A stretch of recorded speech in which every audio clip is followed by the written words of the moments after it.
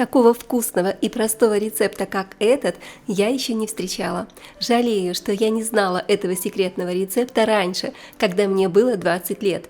Все гости будут в полном восторге от этого блюда, и оно станет настоящим украшением любого праздничного стола. А готовится до неприличия быстро и просто. Так что не забудьте сохранить рецепт и поделитесь с друзьями. Итак, начнем с мяса. У меня здесь целый почти килограмм свинины, а если вешать в граммах, то ровно 800 грамм. Мясо моем, обсушиваем бумажными полотенцами и нарезаем на ломтики толщиной около 1 сантиметра. Чем тоньше будет нарезано мясо, тем быстрее оно приготовится. Поэтому учтите это при запекании, не нарезайте слишком тонко, чтобы не пересушить мясо. Вместо свинины вы можете использовать любое мясо – курицу, индейку или говядину. Главное, чтобы мясо само по себе было свежим и, конечно, достаточно качественным. Раскладываем нарезанные кусочки свинины в один слой на разделочной доске и сверху накрываем пищевой пленкой. Берем кухонный молоточек и аккуратненько отбиваем ломтики свинины до желаемой толщины.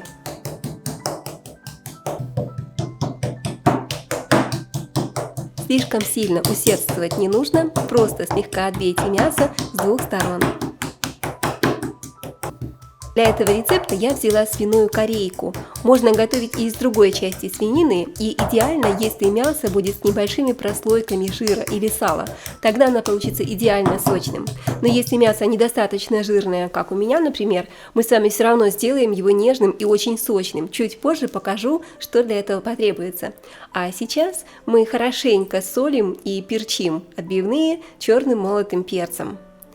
Солим и перчим с двух сторон, чтобы мясо хорошо пропиталось специями и солью, и получилось, конечно же, вкусным. Вы можете также добавить ваши любимые специи, например, смесь итальянских трав или немного сладкой паприки. Если любите остренькое, то, конечно, добавьте красного острого молотого перчика. Теперь хорошенько натираем мясо солью и перцем, прямо пальчиками втираем специи в наши отбивные. Друзья, это блюдо настолько универсально, что его можно приготовить как для семейного ужина в выходные, так и на праздничный стол. Согласитесь, намного приятнее порадовать своих близких чем-то вкусным и необычным, не проводя весь день на кухне. А здесь все очень просто. Замариновали, запекли и все готово. И это идеальный вариант для тех, кто ценит свое время и любит вкусно покушать и накормить семью вкусным и быстрым ужином. Переворачиваем отбивные, солим и перчим их по вкусу с другой стороны.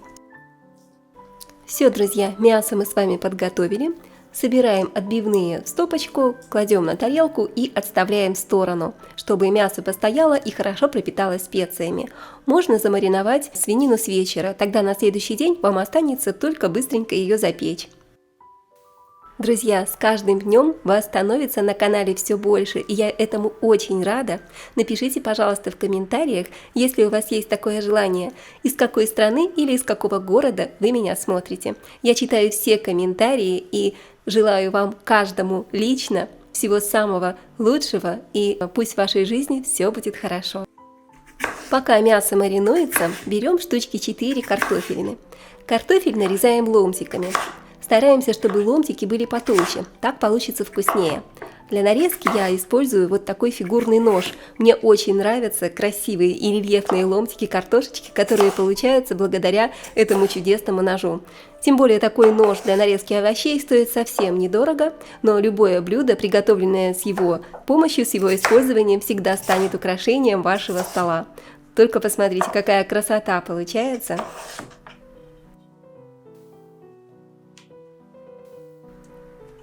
Нарезанную картошку отправляем в миску. По вкусу добавляем немного черного молотого перца. Также солим по вкусу. И добавим немного красной сладкой паприки. И где-то 2 столовых ложки растительного масла. Паприка здесь для цвета, вкуса и аромата. В этом блюде я использую копченую паприку, и она действительно придает потрясающий аромат дымка готовому блюду. Когда достаешь его из духовки, запах стоит просто невероятный и распространяется просто по всему дому. Теперь все хорошенько перемешиваем, чтобы специи равномерно распределились и обволокли каждый ломтик картошки. Уже на этом этапе приготовления картошечка выглядит просто невероятно аппетитно. Отставим ее пока в сторону, и последнее, что нам осталось сделать, это нарезать репчатый лук. Я беру где-то 2 репчатых луковицы и нарезаю крупными кольцами. Я еще очень рекомендую замариновать лук. Просто добавьте к нарезанному луку немного соли, щепотку сахара, черный молотый перец и по желанию ложечку уксуса или лимонного сока. Все это соедините в контейнере или в тарелочке, перемешайте и оставьте минут на 20, чтобы лук пропитался всеми ароматами. Ну что, друзья, все самое сложное приготовление этого вкуснейшего блюда уже позади. Осталось только все самое веселое и интересное. Беру 2 обычных деревянных шпажки, те самые, которые чуть длиннее, чем зубочистки, и вот таким вот образом насаживаем на них картошечку. Следом за картошкой идет наша отбивная из свинины или из любого другого мяса, которое вы предпочтете, на ваш выбор. И вот таким вот образом насаживаем колечко лука. Вот такая вот красота получается. Все делается очень быстро и просто. Настолько просто, что я жалею, что я не знала об этом рецепте раньше. И для сочности мы с вами добавим ломтик бекона между слоями мяса, картошечки и лучка. И именно бекон сделает наше блюдо сочным, даже если ваше мясо недостаточно жирное. А вместо бекона вы можете взять ломтики сала. И таким образом мы с вами чередуем слои и собираем нашу прекрасную мясную пирамидку. Такая домашняя шаурма получается. Выглядит невероятно аппетитно и вкусно, и можно уже ставить разогреваться в духовку. Осталось совсем чуть-чуть. Друзья, не забывайте ставить лайки, делиться рецептом с друзьями и подпишитесь на канал «Готовим дома». У меня для вас много вкусных, интересных и проверенных рецептов, и мои рецепты выходят 2 или 3 раза в неделю, так что подпишитесь, не пожалеете. Лучок, бекончик, картошечка. Очень-очень вкусное сочетание. Все готово, только посмотрите, какая красота у нас получилась. Представляете, как это будет вкусно? Вы можете заранее собрать такие шашлычки и хранить в холодильнике, а перед приходом гостей запечь и подать на праздничный стол. Тем самым сэкономите просто кучу времени и встретите гостей в нарядном платье при полном параде и угостите вкуснейшим домашним шашлычком. Друзья, теперь берем лист фольги. На фольгу я кладу лист пергамента, чтобы мясо не прилипло к фольге. Я смочила пергамент водой, кладу пергамент на фольгу и сверху выкладываю наш гениальный шашлык, почти шаурму. Заворачиваем шашлык сначала в пергамент, заворачиваем плотненько. Стараемся, чтобы все соки сохранились внутри, ничего не вытекало, тогда шашлык получится идеально сочным. И вот так вот упаковываем нашу бандероль. Мясная бандероль. Очень аппетитно выглядит. Просто подарок на Новый год. Друзья, конечно, этот рецепт вы можете приготовить на Новый год, на день рождения, на любой праздник. Как я уже говорила, или просто в выходной день порадуйте вашего мужа, вашу семью. Кладем мясо на противень и отправляем в духовку, температура 180 или 200 градусов. Отправляем наше царское блюдо в духовку где-то на 1 час. А пока наша мяска томится в духовке, а по дому разносятся божественные ароматы, в миске смешиваем 2 столовых ложки соевого соуса, столовую ложку кетчупа, можете добавить чайную ложку меда, а также чайную ложечку горчицы. Можете взять французскую горчицу такими зернышками, получится очень вкусный соус-глазурь, который мы с вами покроем в мясо для придания ему красивой золотистой аппетитной корочки. Также добавляю в глазурь где-то столовую ложку растительного масла. Все хорошо перемешиваю, и соус для смазывания мяса полностью готов. Достаем свинину из духовки. Пахнет просто божественно, друзья. Аккуратненько распечатываем нашу мясную бандероль. Осторожно, не обожгитесь, очень горячо.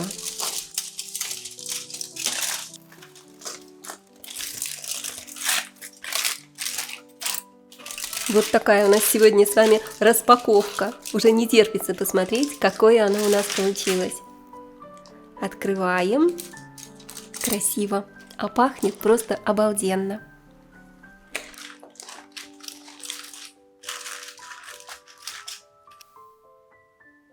Смажем сверху наш мясной шашлык, шаурму, подготовленным соусом. Очень удобно смазывать при помощи обычной кулинарной кисточки.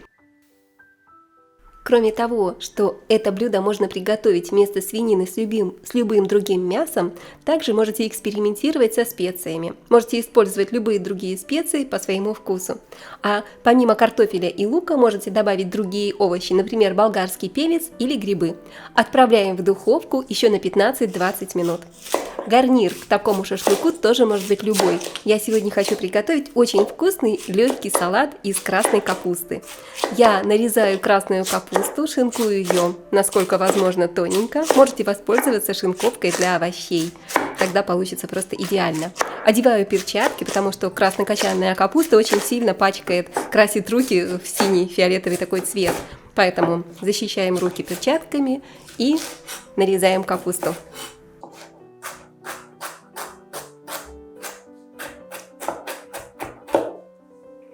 Такая капуста недорогая и очень полезная. Вместо краснокочанной капусты вы можете взять обычную белокочанную капусту. Нарезали и отправляем капусту в миску.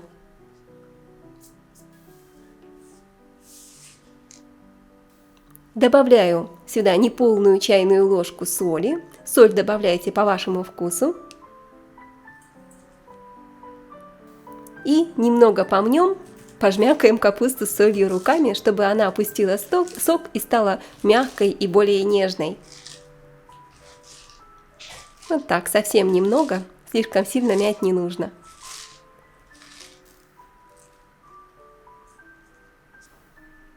Теперь 1 или 2 луковички-шалот нарезаю колечками.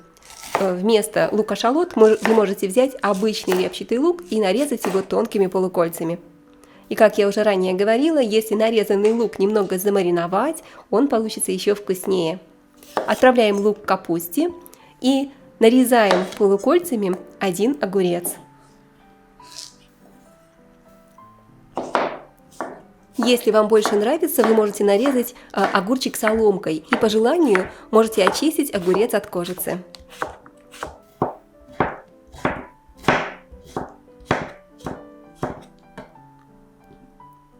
Нарезанные огурцы отправляем в миску к капусте.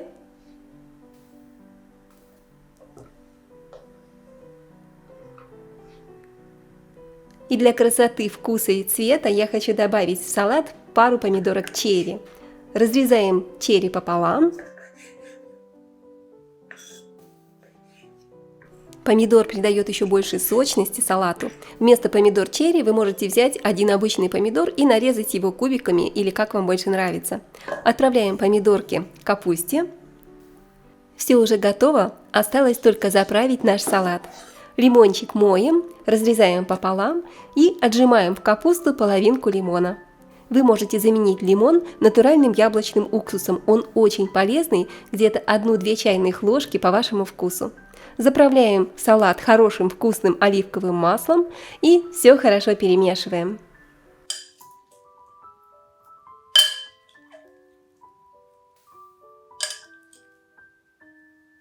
Я люблю мясо сочетать с овощами, поэтому подам его салатом из капусты, а вы, конечно, можете приготовить к нашему шашлыку, к нашей шаурме любой гарнир, какой вы любите, который вы привыкли подавать в вашей семье к мясным блюдам.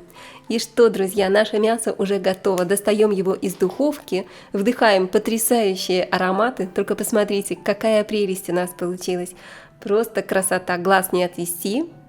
Давайте разрежем и посмотрим, какое оно внутри получилось. Очень сочное, нож входит как в мягкое масло. Посмотрите, какая красота, какой разрез. Каждый женится на вас, если вы приготовите ему такое невероятно вкусное и сочное мясо с картошкой в духовке. Смотрится, друзья, очень достойно, только представьте его на вашем праздничном столе, ваши гости будут в полном восторге. Очень сочное получилось. Просто шедевр, и в пир, и в мир, как говорится.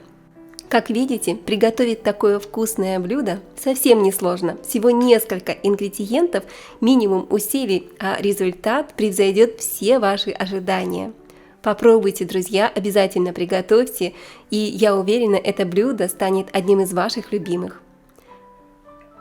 Также не забывайте делиться вашими впечатлениями в комментариях, я всегда рада читать ваши теплые слова. А если вам понравился этот рецепт, ставьте лайк, подписывайтесь на мой канал, у меня для вас еще много вкусных, интересных и проверенных рецептов. Ну а я прощаюсь с вами. Буду ждать вас в моем новом вкусном видео. Меня зовут Олеся, вы на канале Готовим дома. Приятного аппетита, пока-пока и скоро увидимся!